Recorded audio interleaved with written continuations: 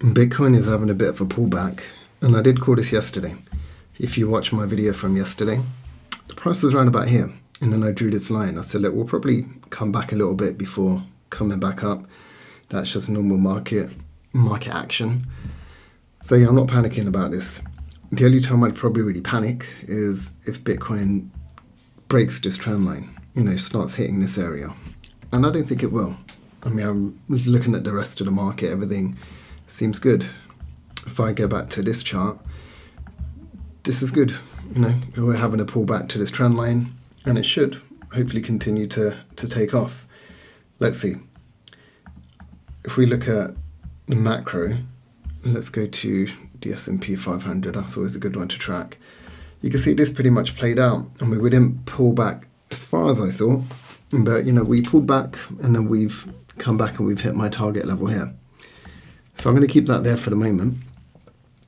And I was also wanted to look at ETH. Yeah, so ETH is still looking good as well. I mean, yeah, we're having a pullback. That's normal. Let's go down into the 4 hour. We have broken that short-term trend line, which isn't great, but let me tidy this up. So I'm going to say, look, this target's been pretty much hit. I drew those lines and it's pretty much worked out. And what do we do here? We're definitely in an upward channel. So I'm going to delete some of these older lines. Adjust this. Now you're looking for the line of best fit. It doesn't have to be perfect, just there or thereabouts. And I normally like to copy and paste these. So I'm going to, call that. I mean, this could come back a little bit more. Let's see how the day unfolds. But yeah, it's definitely in an uptrend. And so we want to really at least see this area hold. And I've been really, just waiting for alt season. And alts have had a bit of a pump, and that's a good sign. We haven't looked at the Dixie in a while. Let's have a quick look at this. So yeah, I mean, it's probably wants to fall to around about that level. As that falls, it'll be good for everything else.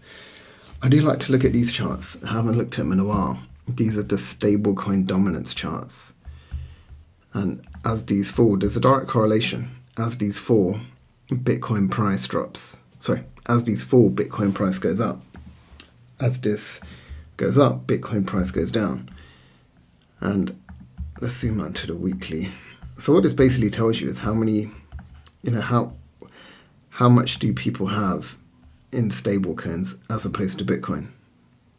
And that's what it's pretty much telling you. And you can see we're in some kind of squeeze. So I would anticipate this run, ending early next year. I could probably see something where it continues to go down and then eventually it will break out. So let's keep an eye on this. I think I'm going to leave it there. There's not really any other charts that I want to look at. But yeah, don't panic about this fall. If we start breaching these trend lines, then hey, it just means we're going to go down a little bit more, but I still think bull season is still on.